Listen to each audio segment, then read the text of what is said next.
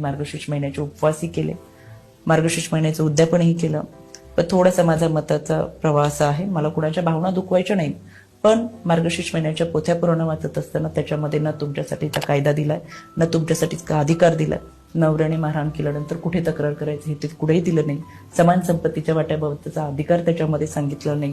चुकून एखादी दुःखद घटना घडली तर मी न्याय कुठे मागावं हे मार्गशीर्ष महिन्याच्या गुरुवारमध्ये नाही, ते माझ्या बाबासाहेबांच्या संविधानामध्ये आहे.